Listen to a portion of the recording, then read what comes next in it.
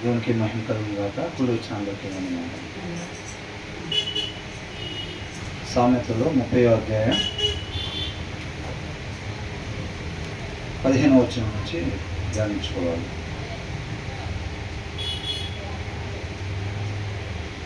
15వ వచనం నుంచి జలగకు ఇమ్మో ఇమ్మో అను కూతుర్లు ఇద్దరు కలరు మూడు కలవు పలుకనివి నాలుగు కలవు. ఇక్కడ ఏంటంట, జలకంట కూతుర్లు అంట ఇద్దరు ఉన్నారంట. ఆ ఇద్దరు పేర్లు ఏంటంట, ఇమ్ము ఇమ్ము అనే కూతుర్లు ఇద్దరు ఉన్నారంట. వాళ్ళిద్దరు ఏం చేస్తారంట, తృప్తి పడనివి మూడు కలవు. తృప్తి పడని అంట మూడు కలిగినవి ఉన్నాయంట. చాలును అని పలకనివి నాలుగు కలవు అని అంటున్నారు. అర్థమవుతుందండి.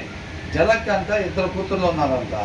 ఆ ఇద్దరు ఏమంటారంట, ఇమ్ము ఇమ్ము. చూసారండి, ఈ లోకంలో పరిస్థితి ఎలా ఉంటుంది, ఎప్పుడైనా ఏదైనా సరే మనం తీసుకోవటమే తప్ప ఇచ్చేది ఉండదు అన్నమాట. అర్థమవుతుందండి.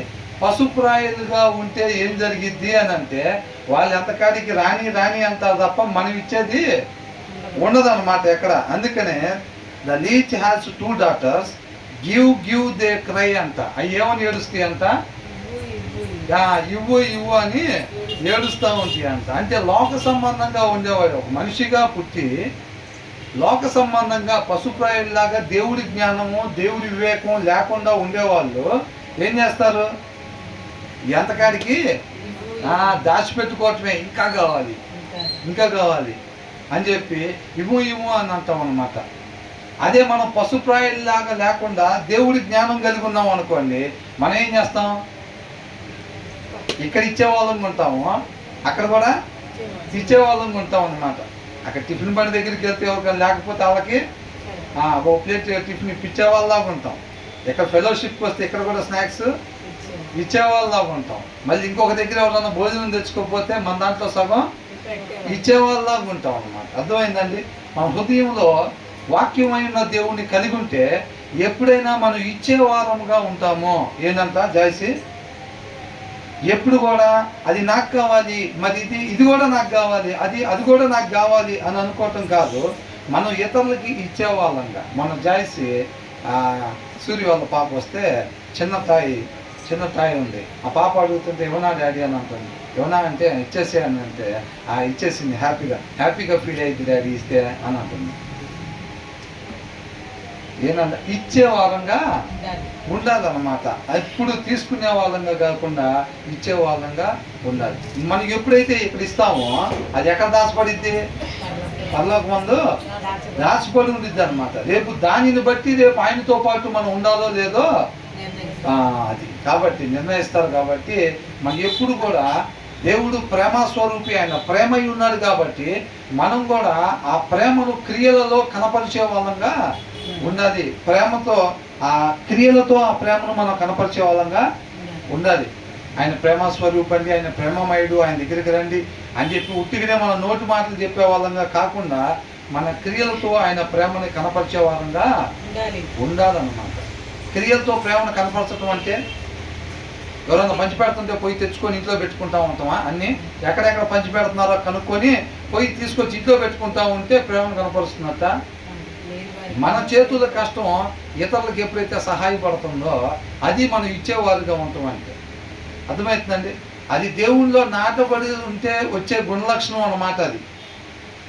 అంతేలే కానీ లేకపోతే ఏమైంది, శ్రద్ధ పెట్టి వాక్యం చదవకపోతే ఏమైందంట, ఇంకా కావాలి మనకి, ఇంకా తెచ్చుకోవాలి, ఇంకా సంపాదించాలి, ఇంకోటి కొనుక్కోవాలి, ఇట్లాంటిది అది అనిపిస్తూ ఉంటుందిలే. కానీ లేని వాళ్ళు ఎవరైనా ఉన్నారేమో, మనకు అవసరానికి మించి ఏదైతే ఉందో అవి చూసుకొని మనం దానం చేసేవారంగా ఉందాము అని ఎప్పుడు కూడా అనుకోమన్నమాట. అట్లా అనుకోవాలంటే ఏం చేయాలి, మనం ఇవ్వు అని కాకుండా మనం ఇచ్చేవారం ఉండాలంటే ఏం చేయాలి, పశుప్రాయుల్లాగా లేకుండా ఒక మనిషిగా మనం ఉండాలి.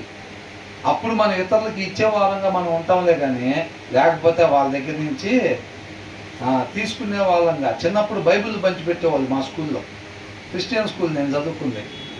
పాపం చిన్నప్పటి నుంచే ఈ స్టూడెంట్స్ ఇట్లా ఉండాలి, అన్యుల్ స్కూళ్ళలో పోయి పంచిపెడతామంటే ఒప్పుకోరు కదండి. కాబట్టి క్రిస్టియన్ స్కూల్లో ఇస్తే మనం 100 మందికి ఇస్తే దాంట్లో 2 చదివినా కానీ చాలు. మనం అంత డబ్బులు ఖర్చు పెట్టి 100 మందికి ఇస్తామో 2 చదివినా చాలు దాంట్లో అని అనుకొని, ఎవరైతే వచ్చి ఆ స్కూల్లోని రిక్వెస్ట్ చేసుకొని వాళ్ళు డబ్బులు పెట్టి పబ్లిష్ చేసుకొచ్చి అవన్నీ తీసుకొచ్చి పిల్లలకు పంచుతుంటే మేమేం చేసేవాళ్ళం తెలుసండి. అప్పుడు ముందు లైన్లో నుంచి ఒకటి తీసుకొని తర్వాత దాన్ని తీసుకొని బ్యాగ్లో దాచి పెట్టుకొని తర్వాత పోయి మధ్యలో దూరేవాళ్ళం, లైన్లో మధ్యలో దూరి ఇంకొకటి తీసుకునేవాళ్ళం. మళ్ళీ వెనకాల దూరి తెలియదు కదా మనకు, అప్పుడు వాక్య సారాంశం ఏమీ తెలీదు. వాళ్ళు ఇస్తున్నారు, తీసుకోవటమే. ఎవరు అప్పుడు జ్ఞానం కలిగిన అంటే ఎంత గ్యామ్లింగ్ చేసి ఎక్కువ ఎవరు తీసుకోగలిగితే అదే వాడు మామూలు తెలియగలవాడు కాదు. 7 బైబిల్ తీసుకున్నాడు వాడు ఫస్ట్లో ఒకసారి నుంచున్నాడు, మధ్యలో నుంచున్నాడు, అటు నుంచున్నాడు, ఇటు నుంచున్నాడు, తర్వాత లేదని చెప్పి మళ్ళీ పోయి అడిగి 7 బైబిల్ తెచ్చుకున్నాడు వాడు. వాడి జ్ఞానం కలిగినాడు అన్నమాట అప్పట్లో. అర్థమవుతుందండి. కాబట్టి మనం ఎవరిని ఇస్తున్నారంటే తీసుకొని పోయి తెచ్చుకునే వాళ్ళంగా కాకుండా మనం ఇచ్చే వారంగా ఉండాలంటే ఆ వాక్య సారాంశం మనలో ఉండాలి. అంటే మనం ఏం కోరుకోవాలి?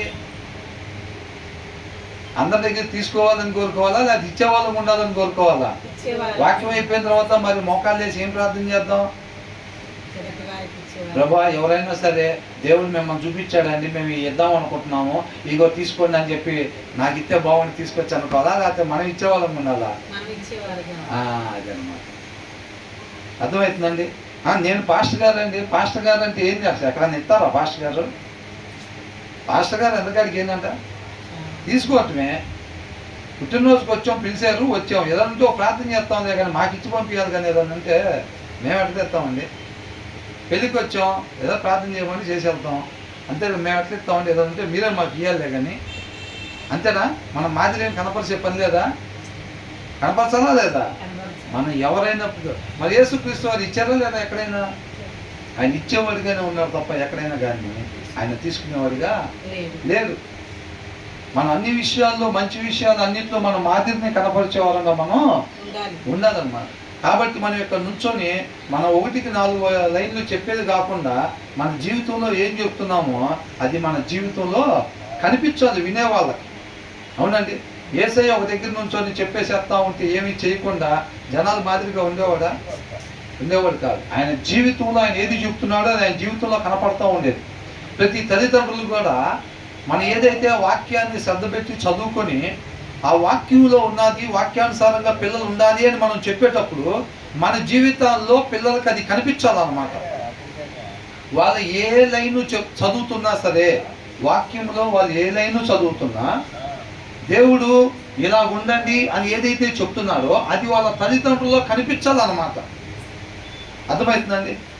ఇక్కడ వాక్యంలో చూస్తేనేమో దేవుడు ఇలా ఉండమని చెప్తున్నాడు, ఒక మనిషి ఇలా ఉండాలని చెప్తున్నాడు, కానీ మా డాడీలో అది లేదే, మా డాడీలో వేరేలాగా ఉంటున్నాడు, లేకపోతే మా మమ్మీ వేరేలాగా ఉంటుంది అనేది కనపడకూడదు అట్లాగా. అర్థమవుతుందండి. కాబట్టి మనం ఏదైతే వాక్యాన్ని చదవండి అని చెప్తున్నామో దాన్ని మన జీవితంలో పిల్లలకి కనిపించేటట్టుగా మనం జీవించాలి. అంటే మొట్టమొదటిగా ఏం చేయాలి? తల్లిదండ్రులు వాక్యాన్ని శ్రద్ధ పెట్టి చదవాలి, దాన్ని అనుసరించాలన్నమాట. అప్పుడు వాళ్ళ పిల్లలకు చెప్తుంటే వాళ్ళ పిల్లలు కూడా ఏం చేస్తారు? దాన్ని శ్రద్ధ పెట్టి చదివేటప్పుడు అవును మనిషిలా ఉండమని దేవుడు చెప్తున్నాడు, ఇది మా డాడీలో ఈ లక్షణం ఉంది, మా మమ్మీలో ఈ లక్షణం ఉంది, ఇదిగో ఇలా ఉంటున్నారు, వాళ్ళు కూడా సేమ్ ఇట్లా ఉంటారు, అవును ఇట్లాగా మంచి అని కనిపించాలి. వాళ్ళకు చదువుతుంటే అది మన జీవితంలో కనిపించాలన్నమాట. అర్థమవుతుందండి. మనం అలాగా ఉండాలి. అందుకనే మనం చదవండి అంటే దాంట్లో ఏమని ఉంది? నువ్వు పరలోకంలో ధనాన్ని కూర్చుకోమని ఉంది. పరలోకంలో ధనాన్ని కూర్చుకోవటం అంటే ఇక్కడ మనం అవసరతలో ఉన్న వాళ్ళకి సహాయం చేయాలి. అది పిల్లలు నీ జీవితంలో నా జీవితంలో చూడకుండా, కానీ వాళ్ళ వాక్యం చదువు అంటే ఆ చదివే దాంట్లో వాళ్ళకి ఏం కనపడిద్ది? అలాగా క్రియలతో దేవుడి ప్రేమను కనపరచాలని చెప్పి ఉండిద్ది.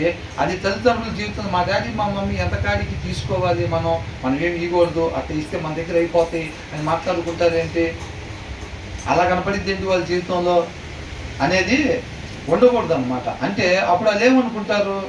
ఇది అనేది చదువుకోవటానికేననుకుంటా, మా డాడీ మా మమ్మీ కూడా ఇది చదువుతూ ఉంటారు, కానీ ఇక్కడ ఎలా ఉండమంటున్నారో అట్లాగా వాళ్ళ జీవితంలో కనిపించట్లేదు. అంటే ఇది చదువుకోవటానికి అనుకుంటా, మన క్రిస్టియన్స్ కాబట్టి ఇది చదువుకోవటానికి, ఇది చదవాలి. కానీ ఉండటం మాత్రం మనకు నచ్చినట్టుగా ఉండాలేమో. మా పేరెంట్స్ కూడా అట్లాగే చేస్తూ ఉంటారు. ఇక్కడ దేవుడు ఎలా ఉండమని చెప్తున్నారో అది వాళ్ళ జీవితంలో కనపడదు. కానీ పద్దాకలా అట్లా ఉండకూడదు అనమాట. వాళ్ళు దాన్ని చదువుతుంటే అది మన జీవితంలో కనిపించాలన్నమాట. అర్థమవుతుందండి? అది అందుకని అంట ఇద్దరు కూతుర్లు ఉన్నారంట, వాళ్ళు గివ్ అని ఏడుస్తూ ఉంటారంట. దే క్రై అని అంటున్నారు. అర్థమవుతుందండి? కాబట్టి మనం పశుప్రాయాలుగా ఉంటే ఇవ్వు అనేటట్టుగా ఉంటాం ఈ లోకంలో. అదే దేవుడి జ్ఞానం, దేవుడి వివేకం ఉంటే కనుక ఇచ్చేవారంగా ఉంటాము. తర్వాత ఏమంటున్నారు?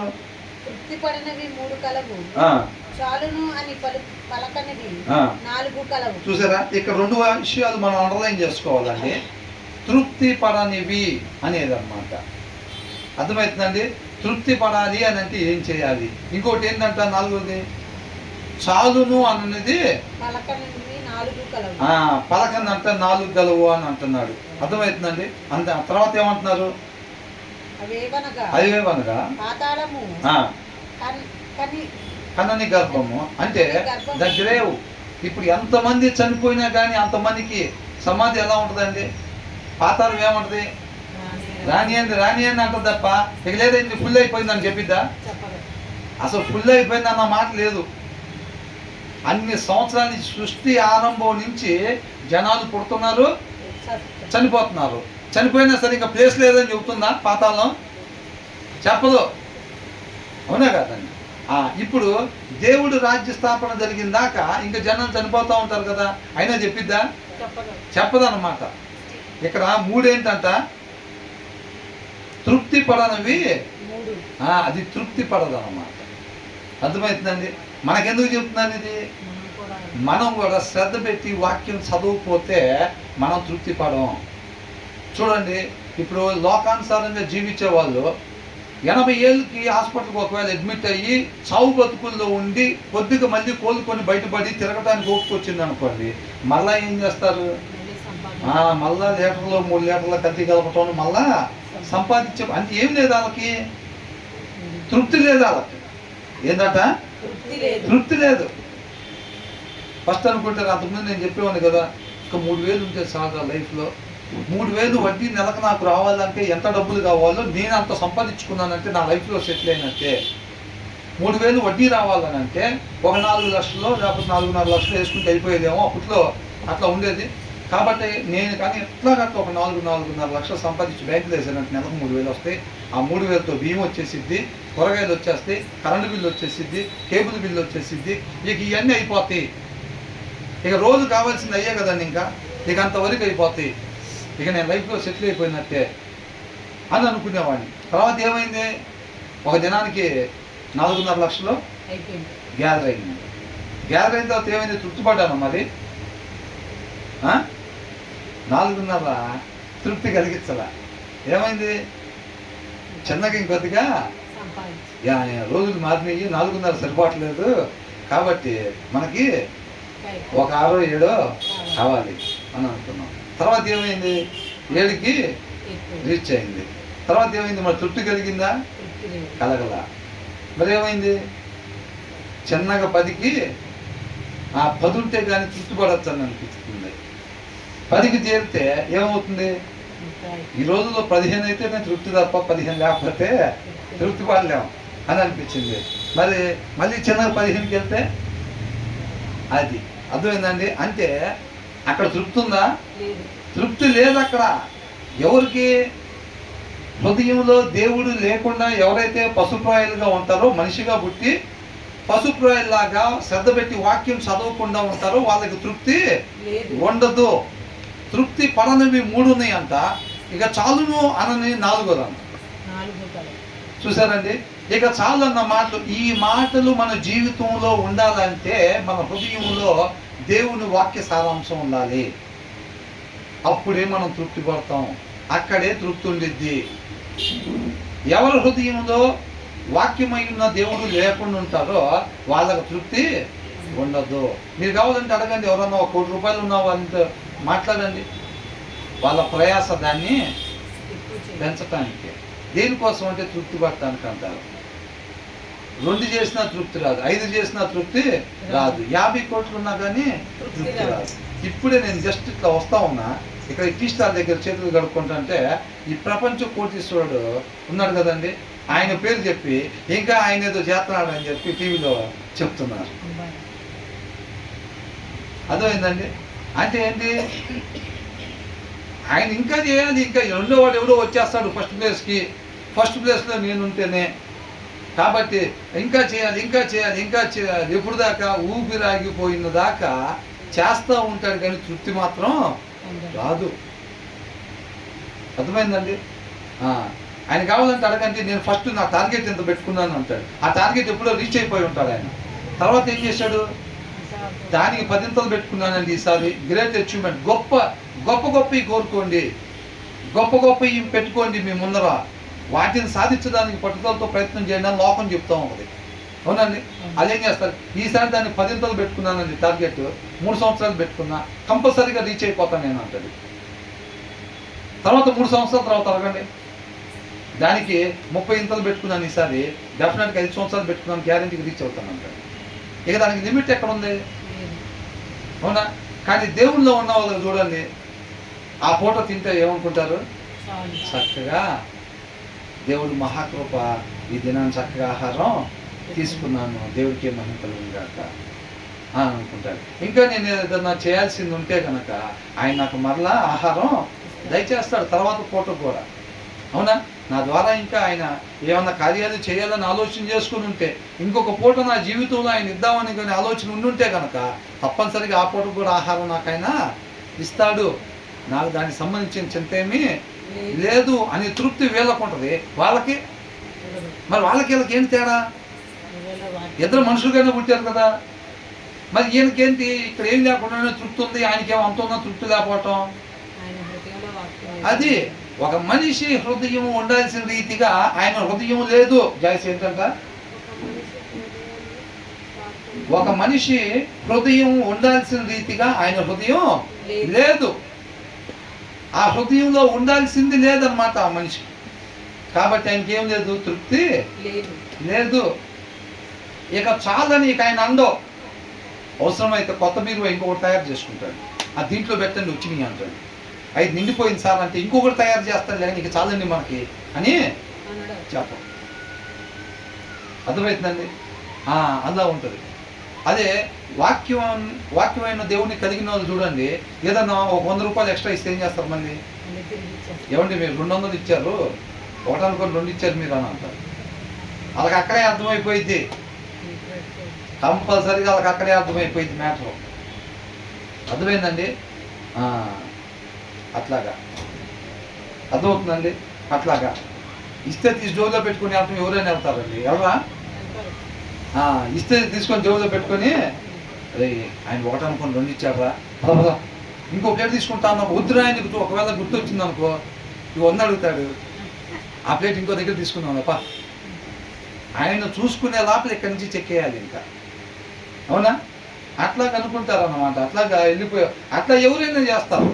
కానీ మనం చూసుకొని ఆయన దగ్గర తెలియకపోయినా నిజాయితీగా, ఏమంటే మీరు 2 ఇచ్చారు ఒకటి అనుకొని అని ఇస్తాం చూసారా, అట్లా బతకమే బతుకు అంటున్నాడు. అది మనిషి బతుకు అంటున్నాడు దేవుడు, అది మనిషి బతుకు అంటున్నాడు. అది నువ్వు మాదిరినే కనపరిచేది అక్కడ అంటున్నాడు. ఇది లోకంలోది కాదే, వీళ్ళకి ఎక్కడి నుంచి వచ్చింది ఇది అని అప్పుడు ఆలోచిస్తారంట వాళ్ళు. అర్థమవుతుందండి? అలాగుండాలి. స్తోత్రం స్తోత్రం, మహిమ మహిమే, 100 అనుకుంటే, చర్చికి వెళ్ళి స్తోత్రం అంటావుగా, ఏంది 100 నూకే వింటారా మరి, ఆయన వెయ్యాలి కాదు, రే స్తోత్రం స్తోత్రమేరా, 100 అనుకుంటే అట్లా ఎన్ని సంవత్సరాలు ఉంటే ఉపయోగమేమీ లేదు. అర్థమవుతుందండి? కాబట్టి వాక్యం సారాంశం సత్యం, అది మనం స్వతంత్రులు చేసిద్ది. వాక్యాన్ని అనుసరించేది నిన్ను స్వతంత్రులు చేసిద్ది అంతే. అర్థమైందండి?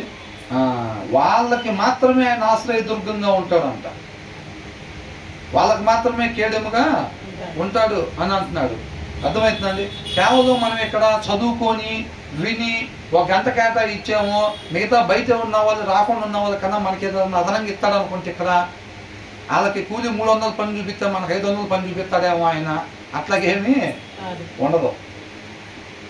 అర్థమవుతుందండి. తర్వాత ఏమంటున్నారు? అవేమనగా పాతాళము, కనని గర్భము.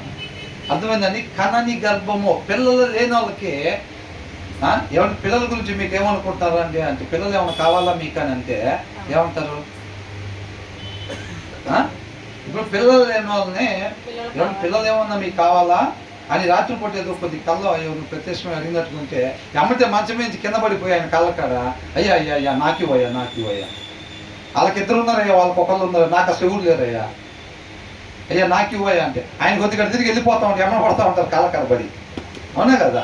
ఎందుకని వాళ్ళు వద్దంటారా? అసలు వాళ్ళు వద్దని వాళ్ళు. పిల్లలు లేని వాళ్ళకి పిల్లలు కావాలా అంటే ఎట్లా ఉండదో, ఈ హృదయంలో వాక్యం లేని వాళ్ళకంట అలా కావాలనుకుంటారు అన్నీ. వేరే వాడికి ఎవరికొద్దు. ఏమంటే 4 ఇల్లులు ఉన్నాయి, గవర్నమెంట్ వాళ్ళు ఇచ్చినాయి, ఈ కాలేజీలు ఎవరికన్నా ఇవ్వమన్నారండి, ఎవరెవరికి అంటే ఫస్ట్ నా పేరు రాసుకోయా, తర్వాత మా కోడల పేరు రాసుకో, తర్వాత మా అబ్బాయి పేరు రాసుకో. ఇక మిగతా వాళ్ళు అవసరమైతే మేమందరం ఒక ఇంట్లో ఉండొచ్చు అయ్యా, మిగతా వాళ్ళకి 3 ఇల్లు పోయా తీసుకెళ్ళి. ఇల్లు లేని వాళ్ళకి అని అంటారా? అందరూ ఇట్లా మాట ఇట్లా తలుపు వేసారా అని అంటారు. ఆయన లోపల పెట్టి టీయో కాఫీ ఇచ్చి ఆ 4 ఇల్లు వీళ్ళు ఇంట్లో వాళ్ళకి రాపించుకొని నువ్వు ఇటు నుంచి ఇటు వెళ్ళాయా బాబాక, నువ్వు ఇటు నుంచి ఇటు వెళ్ళాయా, నువ్వు తప్పు చేసుకున్నాడు పోయావు అంటే ఏంటి, నేను ఎవరు గవర్నమెంట్ సంబంధించిన ఆయన లాగున్నాడు ఏంటండి, ఇటు వచ్చారా పథకాలు ఏమైనా తీసుకొచ్చారా మాకు అని అడుగుతారేమో. నువ్వు ఇటు నుంచి ఇటు తిరిగి వెళ్దాయా మీ ఇంటికి అని చెప్పి ఆయనకి భోజనం ఏదో ఒకటి పెట్టి ఆ 4 ఇల్లు రాపించుకొని వెళ్ళిపోతారు. ఎందుకని? ఆశ. వాళ్ళు 4 కాదండి మర్చిపోయాను, ఇంకొక 2 కూడా ఉన్నాయి, 6 ఇల్లు అండి మొత్తం అంటే. అయ్యా అయ్యా మా వాళ్ళు ఇంకొక 2 ఉన్నారయ్యా అంటారులే. కానీ పాపం వాళ్ళు రోడ్డు మీద చెట్టు కింద ఉంటున్నారు బాబు ఒక 2. నేను రోజు వస్తూ ఉంటాను, చూస్తాను నేను. అక్కడ యాప్ చెట్టు కింద 2 ఉంటున్నారయ్యా, ఎక్కడి నుంచో వచ్చారు పాపం వాళ్ళకి ఇవ్వయా, లేకపోతే నేనన్నా తీసుకొస్తాను అంటారా? ఇలా తెలుసు అక్కడ బయట నుంచి వచ్చి చెట్టు కింద బతుకుతున్నారు ఎవరో 2 అని, కనీసం ఇంత స్థలం కూడా లేని వాళ్ళని. ఆయన ఏమంటారు? అయ్యా మా ఊళ్ళో అసలు ఈ కాలనీలో కటికి పేదవాళ్ళు మేమేనయ్యా, ఎవరిని అడిగినో చెబుతారు అని చెప్పి ఆ 2 ఇల్లు కూడా మాకే రాయ్యా అని చెప్పి రాపించుకొని ఆయన ఇటు నుంచి ఇటు. అదే చూసుకోలేదమ్మా 6 కాదు ఇంకో 2 ఉన్నాయంటే అయ్యా ఆ 2 కూడా అదే. ఎవరాళ్ళు? హృదయంలో వాక్య సారాంశం లేని వాళ్ళు. ఒక మనిషి హృదయం ఎలాగుండాలో అలాగా హృదయం లేని వాళ్ళు అన్నమాట. అర్థమైపోయింది అక్కడే.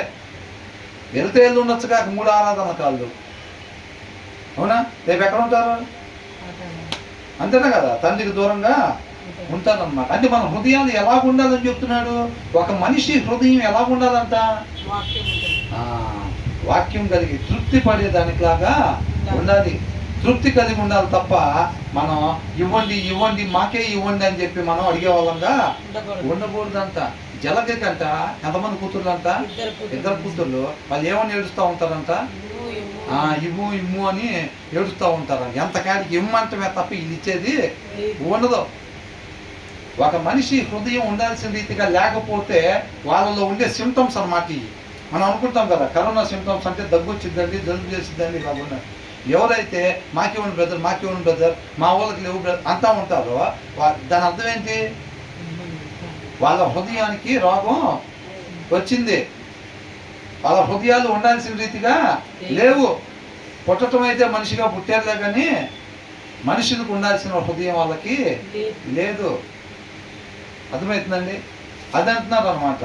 అందుకని తర్వాత కనని గర్భం, పాతాళం కూడా ఇక చాలు ప్లేస్ లేదండి ఇక పంపిబాకండి అని చెప్పి అసలు అన్ని వేల సంవత్సరాల నుంచి జనాలు చచ్చిపోతూ ఉంటారు. రానియండి ఇంకా చాలా ప్లేస్ ఉంది రానియండి అంటూ ఉంటారు. అర్థమైందండి? మన ఇక్కడి నుంచి ఒకసారి ఇక్కడి నుంచి చెన్నై దాకా పోతా ఉంటే 8 ఎదురైతే పూలు చేయలేదు రోడ్డు మీద. అవునా? ఇటు నుంచి ఇటు తీసుకెళ్తా రానియండి అని అంటారు.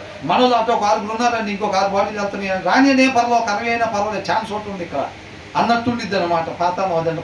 ఏళ్ళకి అట్లా ఉండిద్ది. హృదయంలో వాక్యం లేని వాళ్ళకి, ఒక మనిషికి హృదయం ఉండాల్సిన రీతిగా లేకపోతే వాళ్ళ లోపల దుప్పి నీటి వాళ్ళ కొరకు ఆశపడినట్టుగా ఆయన కోసం ఆశపడకుండా వీటి కోసం ఆశపడతా ఉంటారు అన్నమాట వీళ్ళు. అర్థమవుతుందండి. మూడోది ఏంటంట, నీరు చాలును అనని భూమి. అర్థమైందండి. ఒకసారి వర్షం పడితే ఇంకోసారి ఇంకొద్దు, ఇంకోసారి వర్షం పడితే ఇక లోపల ప్లేస్ లేదా అనిద్దా, రాని అని ఇంకా రాని అని అంటా ఉంటుంది భూమి. అవునా? వర్షం పడతా ఉంటే ఏందిరా వాడు చూస్తే మొన్న ఇక్కడంతా బాగా వర్షం పడింది అన్నప్పుడు చుక్క లేదు అంటారు. ఎందుకంటే చుక్క అక్కడ మొత్తం పీల్చేసుకొని రెడీగా మళ్ళీ నోరు తెచ్చుకొని అసలు వర్షం పడితే బాగుండు అన్నట్టు ఉంది మళ్ళీ వ్యవహారం. మళ్ళీ పడితే మళ్ళీ ఎల్లుండికి మళ్ళీ మావులే, మళ్ళీ నోరు తెచ్చుకొని చూస్తూ ఉంటమే దాహం దాహం అన్నట్టుగా. అవునా కదండి. వీళ్ళ హృదయాలు అట్లా ఉంటాయి అన్నమాట. అర్థమవుతుందండి. అది ఇప్పటికే 25 డ్రెస్సులు ఉన్నాయి కదమ్మా అంటే ఉంటే ఉంటాయండి. ఏమైంది, ఇంకో 2 కొనిపించక వచ్చింది కదా క్రిస్మస్ ఈ లోపలే. ఏంటంట క్రిస్మస్ ఈ లోపలే వచ్చిందిగా. మరి ఆ 25 వేసే లోపలే మళ్ళీ వచ్చింది, మళ్ళీ కొనాల్సిందే. క్రిస్మస్కి మళ్ళీ జనవరి 1కి మళ్ళీ యాస్టీజ్కి 2 కొనాలి, మళ్ళీ ఈస్టర్ ఒకటి మళ్ళీ కొనాలి. అది మరి అవి క్రమం తప్పకూడదు వాటికి. కాబట్టి రాని అంతోనే ఉంటారన్నమాట. కాబట్టి ఏమంటున్నారు, నీరు చాలునని అనని భూమి. ఇంకోటి ఏంటంట, ఈ మూడు అంట, పాతాళం, కనని గర్భం, నీరు చాలును అని అనని భూమి. ఈ మూడిటికి ఎలాగుంటుందో ఈ హృదయం మనిషికి ఉండాల్సిన రీతిగా లేకపోతే, అంటే ఉండాల్సిన రీతిగా అంటే దేవుని వాక్య సారాంశం. ఒక పెట్రోల్ కారు పెట్రోల్ ద్వారా నడవాలి, డీజిల్ కారు డీజిల్ ద్వారా నడవాలి. ఒక మనిషి ఎలా జీవించాలంటే రొట్టె వల్ల మాత్రం కాదు, ఆయన నోటి నుంచి వచ్చే ప్రతి మాట వలన మనిషి జీవిస్తాడు, దాని వల్లనే బ్రతుకుతాడు అన్నమాట. అర్థమవుతుందండి. ఆ మాట లేని హృదయాలు ఉంటాయి చూసారండి, ఆ హృదయాలు ఎట్లా ఉంటాయి అన్నమాట.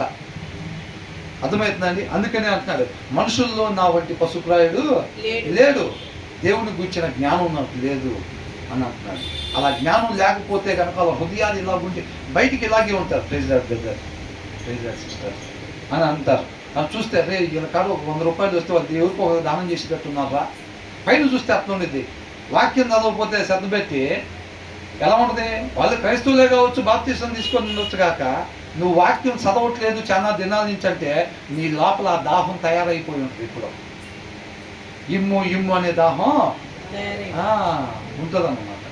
అర్థమవుతుందండి. ఇక్కడ 4వది ఏంటంట, తృప్తి పడనివి 3 కలవు, చాలును అనే పలకనేది 4 కలవంట. అంటే 4వది ఏంటంట, చాలు, ఇంకా చాలని అందంట.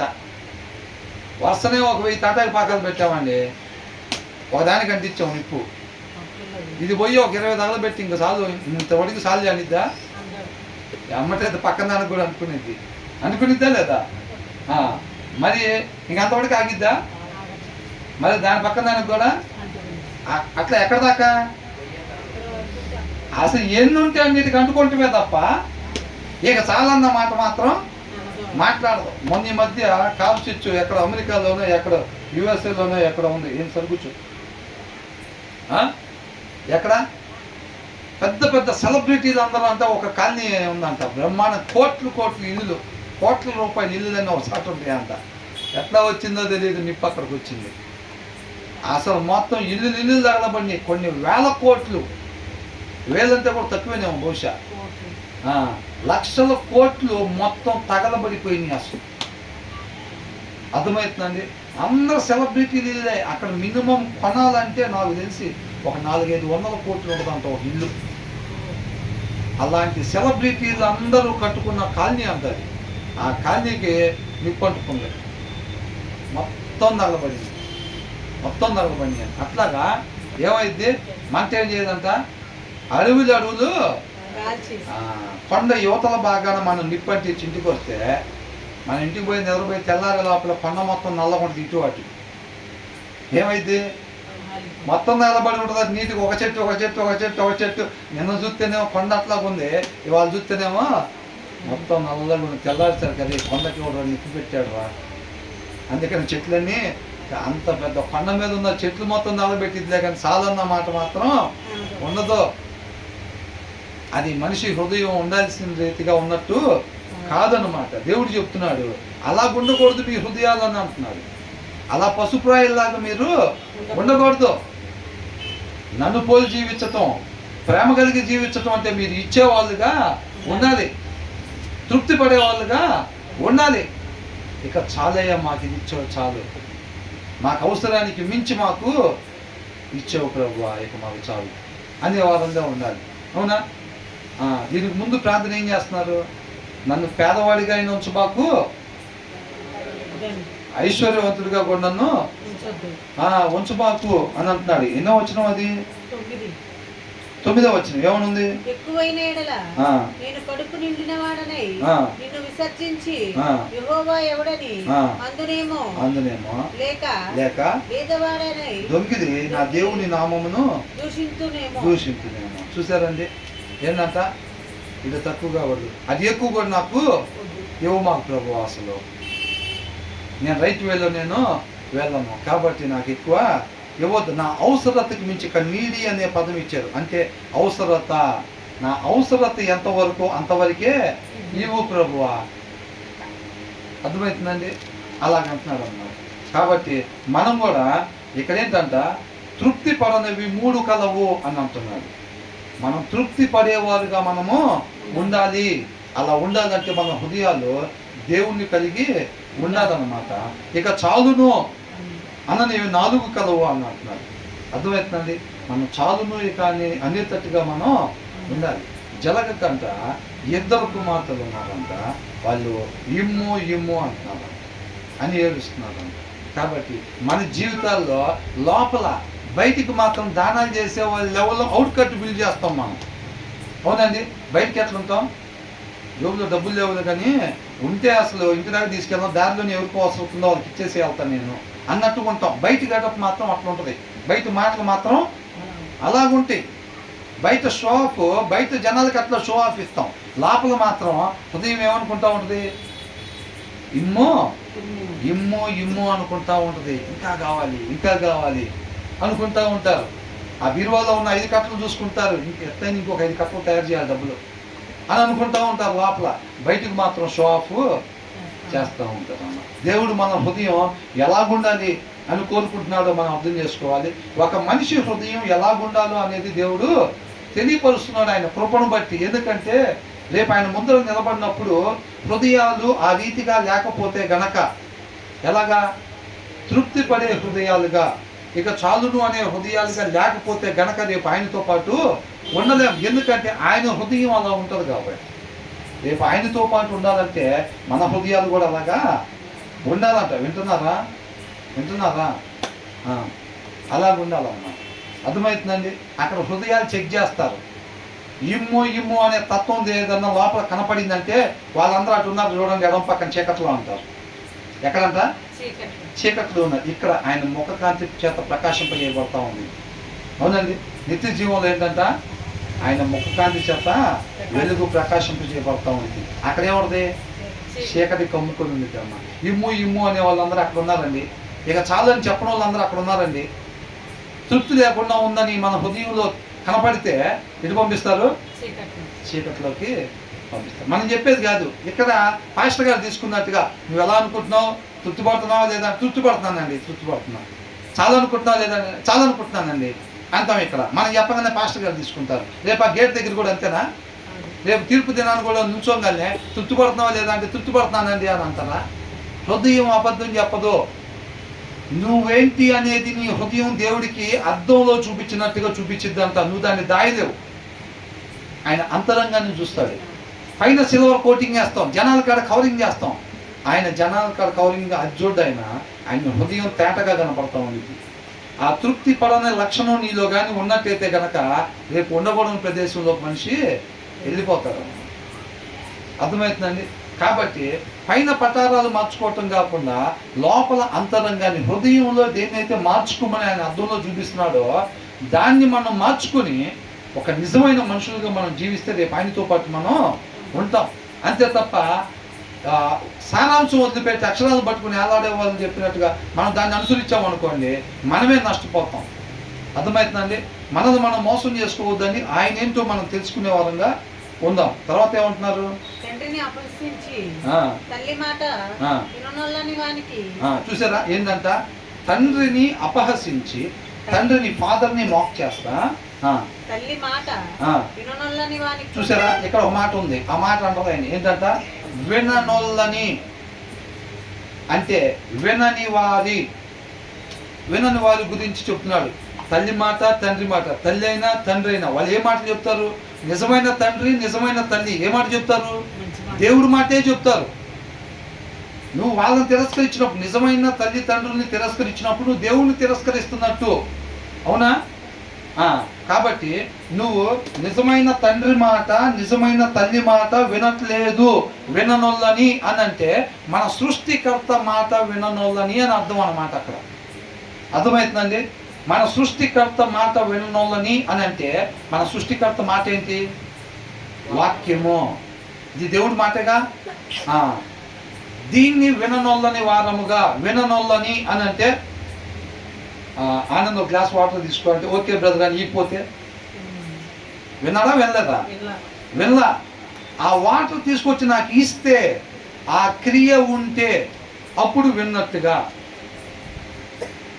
తండ్రి మాట తల్లి మాట విననొల్లని అని అంటే నిజమైన తల్లిదండ్రుల గురించి అండి, ఫేక్ వాళ్ళ గురించి కాదు.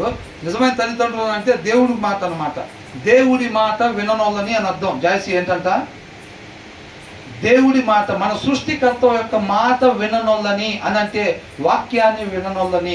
వాక్యం వినకపోవటం అంటే ఈ చెవులతో వినకపోవటం కాదండి, ఒక గంట సేపు ఓపికతో కూర్చోపోవటం కాదండి, దాని ప్రకారంగా జీవించకపోవటము. దాని ప్రకారంగా విన్నాము వినలేదు అనే దానికి, విన్నాము అంటే నువ్వు దాని ప్రకారంగా చెయ్యాలి.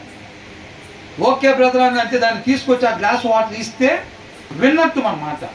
అవునండి? ఫిజికల్గా విని ఓకే బ్రదర్ అని చెప్పి గ్లాస్తో నీళ్ళు ఇవ్వలేదనుకోండి, ఏమైనట్టు?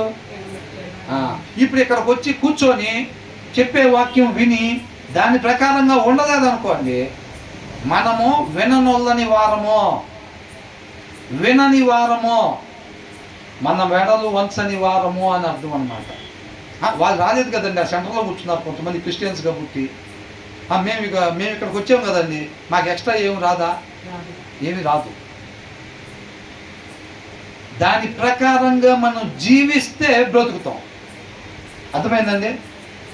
మరణాన్ని దాటి మనం జీవాన్ని తెచ్చుకోవాలంటే దాని ప్రకారంగా మనం జీవించాలి. ఇక్కడ ఏదైతే చెప్పబడుతుందో అది వాక్య సారాంశమైనా కాదో జాగ్రత్తగా చూసుకొని, అది వాక్య సారాంశమేనైతే కనుక దాని ప్రకారంగా మనం జీవిస్తే బ్రతుకుతాము.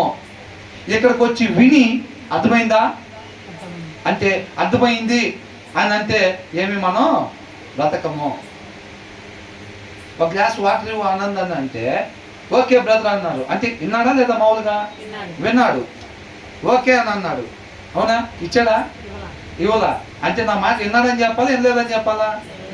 వినలేదని చెప్పాలి. ఇక్కడ కూడా శుక్రవారం మంగళవారం ఆదివారం వచ్చి వాక్యం వింటాము, అవునది దేవుడి మాట అది అని అనుకుంటాము. అనుకొని దాని ప్రకారంగా మనం జీవించకపోతే మనం దేవుడి మాటను వినలేదు. ఆదాము వినపడలేదా?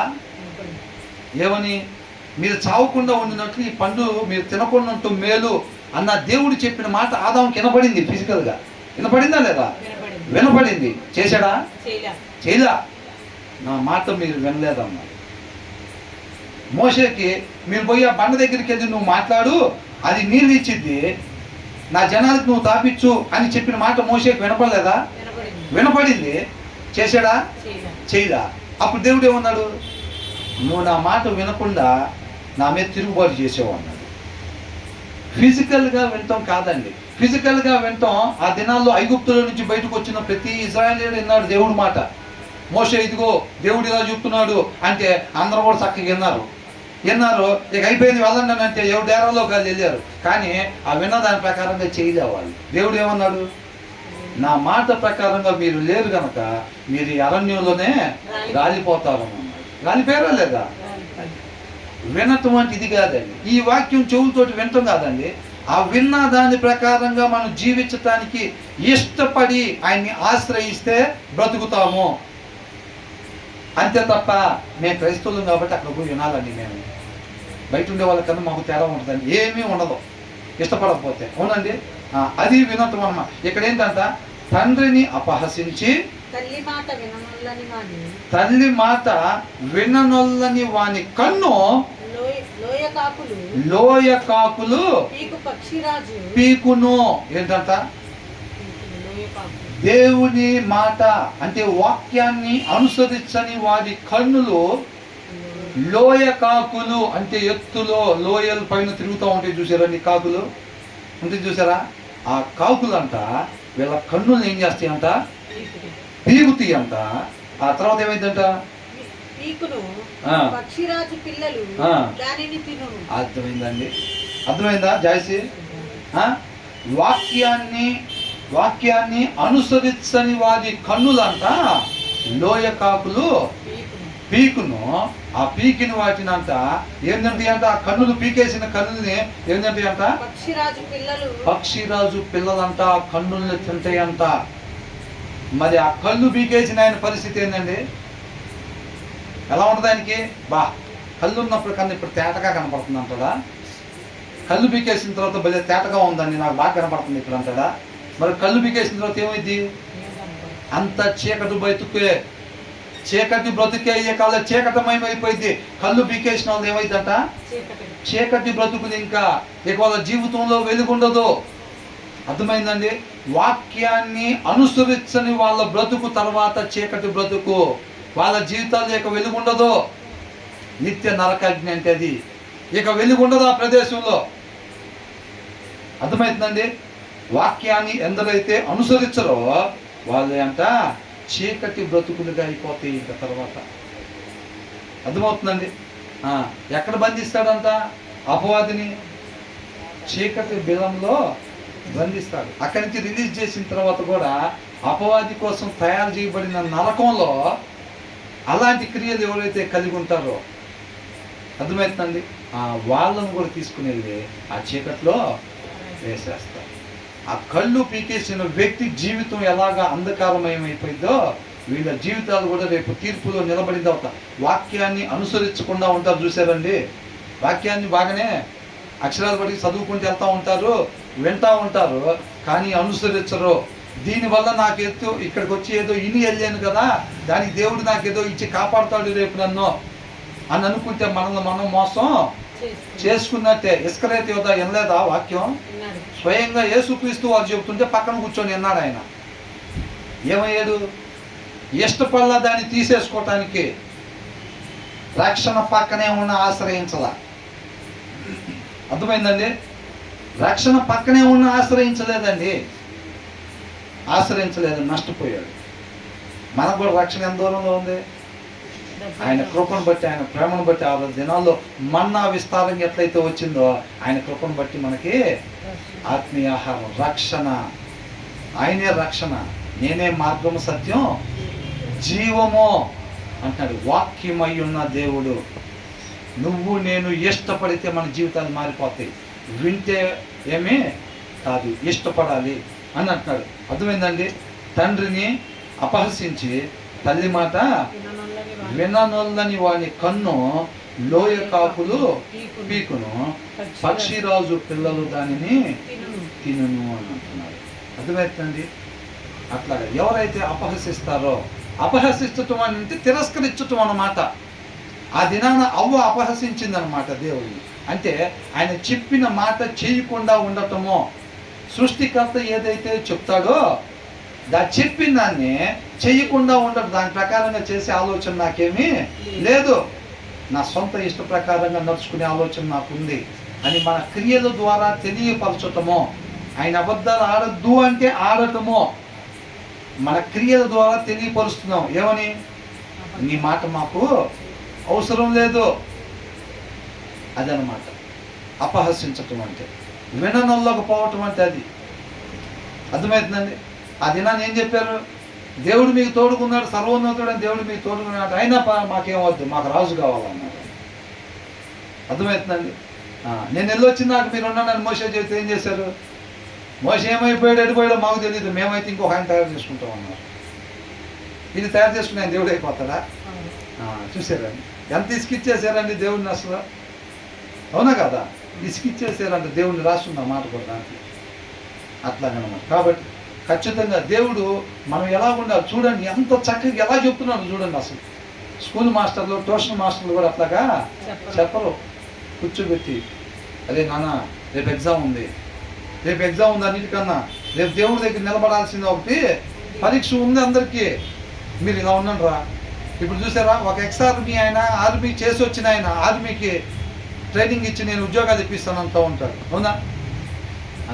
కొంతమంది బాగా అనేక మందిని ఐఐటీలో సెలెక్ట్ చేసి పంపిస్తూ ఉంటారు, అదే ఆయన దగ్గర ట్రైనింగ్కి వెళ్ళామంటే వెళ్ళిపోయినట్టారా అని అనుకుంటాం. అట్లా ఏం చేస్తున్నాడు దేవుడు?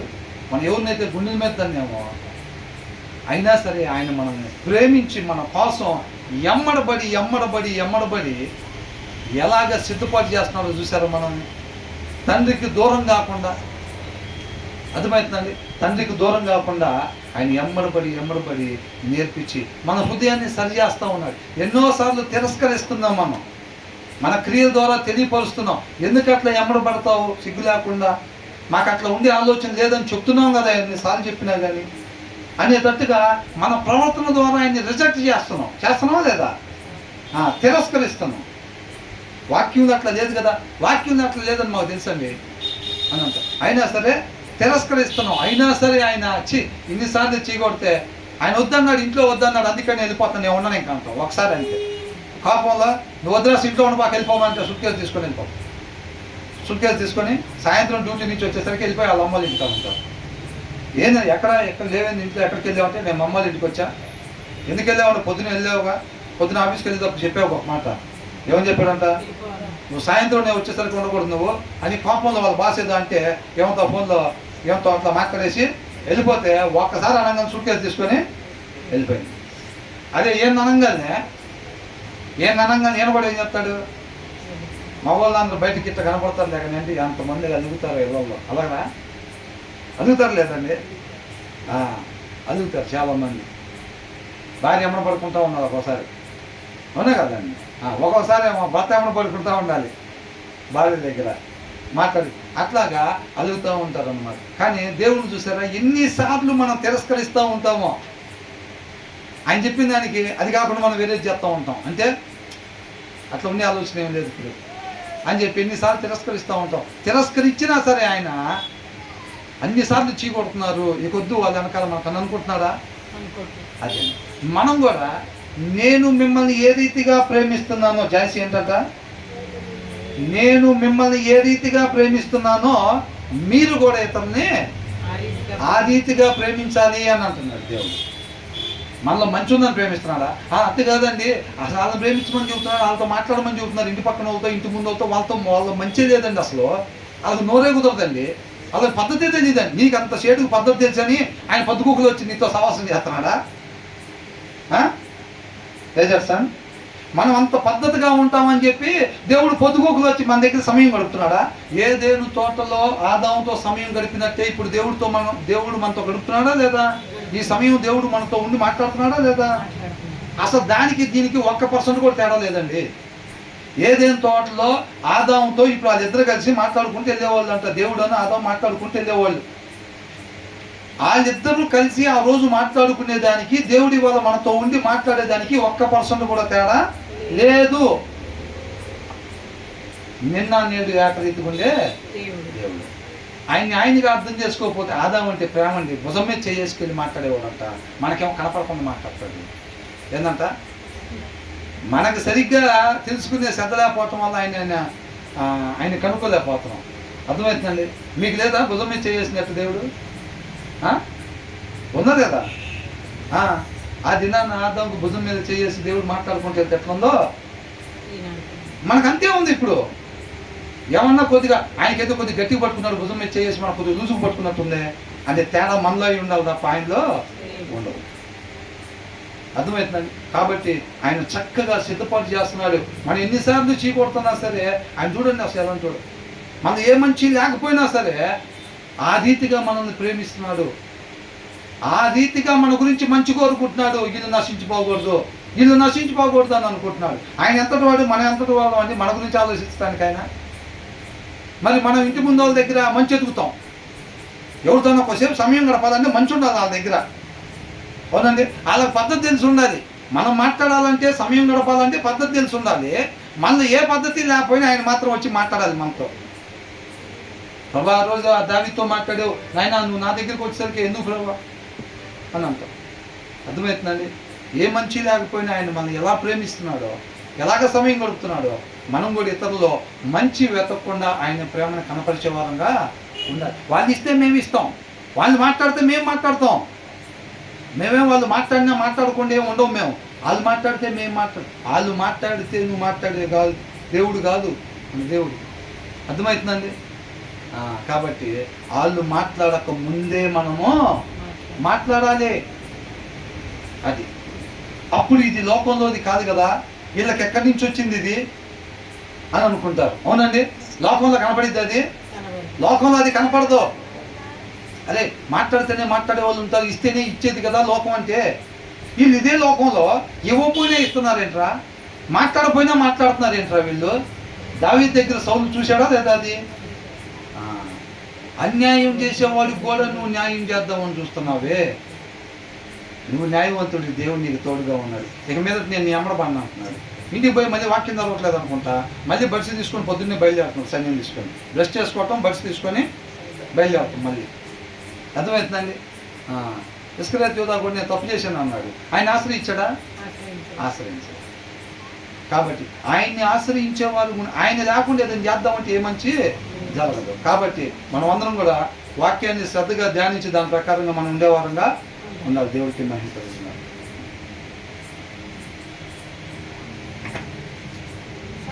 చెప్పింది